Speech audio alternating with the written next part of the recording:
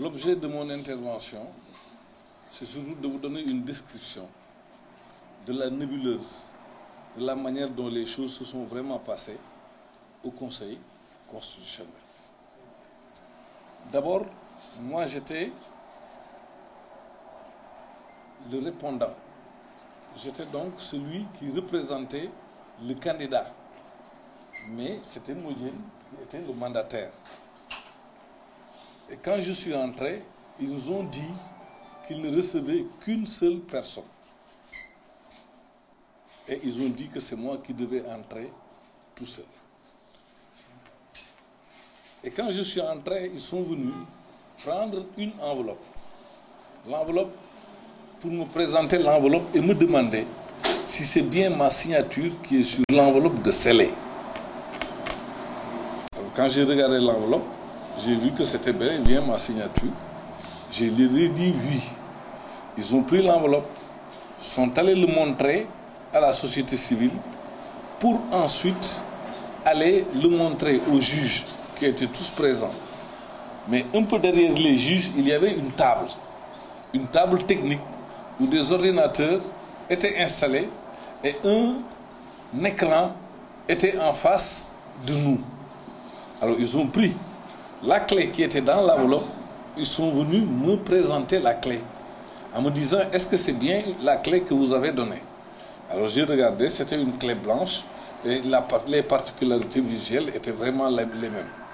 Alors j'ai dit oui, c'est cette clé-là, cette marque-là que moi j'avais donnée.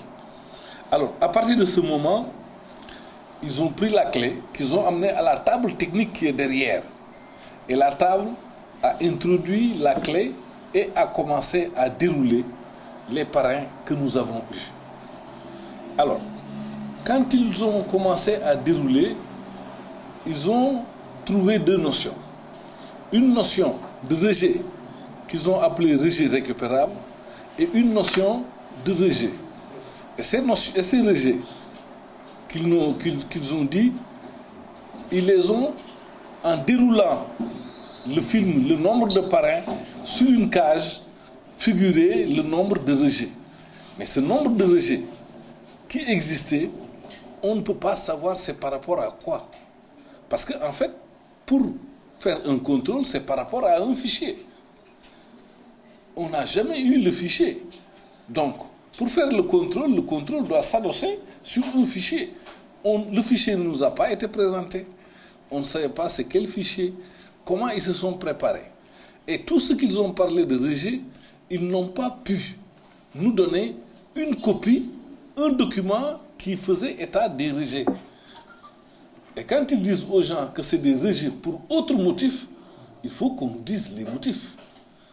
On ne peut pas rejeter, une cour ne peut pas rejeter pour se limiter à la simple notion de autre motif. C'est vraiment vague. Et nous avons aimé vraiment savoir pourquoi ces rejets existent. Et quand les rejets ont existé, ils ont dit pour autre motif. Donc, il n'y a pas eu une possibilité pour nous, ni de parler, ni de leur demander. Ils nous ont simplement donné rendez-vous mercredi prochain à 10h pour venir prendre le PV. Qu'est-ce qui va être mis sur le PV? Quand ils ont contrôlé, en nous disant qu'on a contrôlé, est-ce que nous, on était capable de savoir c'est par rapport à quoi? Qu'est-ce qui était le fichier derrière? On contrôlait par rapport à quoi? On ne le sait pas. Les motifs aussi de rejet doivent être connus. Quand vous rejetez quelqu'un, vous lui dites on vous rejette pour tel motif. Donc les motifs aussi n'ont pas été donnés. Alors voilà, très brièvement, expliquer la raison, la manière dont les choses se sont passées dans cette salle. Madame, je vous remercie.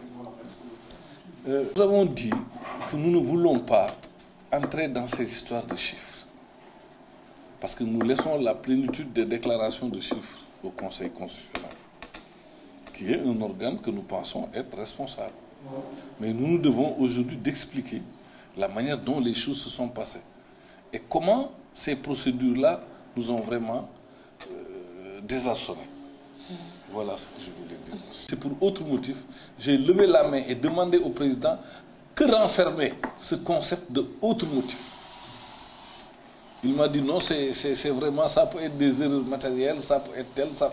Je dis non parce qu'on n'a pas eu une explication sur autre motif. J'ai demandé ce que renfermait cette notion de autre motif, mais les réponses qui m'ont servi ne m'ont pas convaincu. Vous n'êtes pas satisfait qu'il faut dire. de la vérification? Non, je ne suis pas satisfait de la vérification.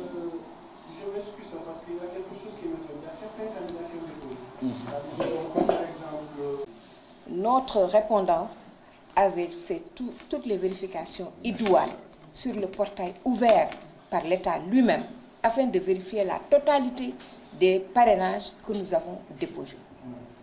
Lorsque nous avons été invités ce matin à venir au Conseil constitutionnel, il a reçu d'abord un tout petit bout de morceau de chiffres pour dire que ça c'est remplaçable, il n'y a pas de problème, et que aussi nous en avons reçu un autre lot pour dire que c'était rejeté pour des motifs que l'on vous dira plus tard. Donc la réaction c'est quoi? La réaction c'est pourquoi ce rejet? Pourquoi aujourd'hui il n'a pas reçu les motifs du rejet? Pourquoi? Parce que peut-être on a écrit ou mal écrit ou quoi.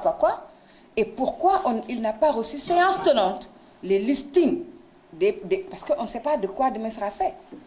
Vous déposez quelque chose qu'on a déjà défloré parce qu'ils ont ouvert, ils ont regardé, ils ont vérifié. Il a laissé un courrier qui n'est plus scellé. Donc demain, on peut nous présenter des choses qui ne nous arrangent pas. Voilà pourquoi nous avons tenu à informer l'opinion sur le fait que demain, c'est-à-dire mercredi, à la convocation de 10 h, quand ils nous donneront des documents, nous ne sommes même pas sûrs que ce soit les nôtres. Donc à ce stade, vous ne savez pas que le nombre de parrainages requis, vous avez atteint le nombre de parrainages requis à ce stade? Nous avons déposé un nombre de parrainages, non seulement requis, le nombre requis, mais nous avons une réserve de 20 000 parrains. Ce n'est pas ça la question. La question aujourd'hui, c'est lorsque ces gens du Conseil constitutionnel nous ont appelés, qu'ils puissent nous dire, vous avez un lot de parrainage que nous avons rejeté et donc nous tairons les motifs jusqu'à une date ultérieure. C'est ce que nous ne comprenons pas. Voilà pourquoi nous alertons l'opinion. Les partis de l'opposition se sont beaucoup battus sur le fichier. Sur quel fichier utiliser? Parce que lorsqu'on ouvre un portail et que nous allons sur ce portail, voir ligne par ligne, parrain par parrain, vérifier jusqu'au bout, déposer un nombre et qu'on vienne nous dire, nous allons invalider tant, sans vous dire pourquoi aujourd'hui, mais nous vous le dirons dans 5 jours. Ça s'apprête à confusion. Vous craignez que votre candidature justement donc soit invalidée si je comprends bien? Impossible. Parce que c'est un pays de droit.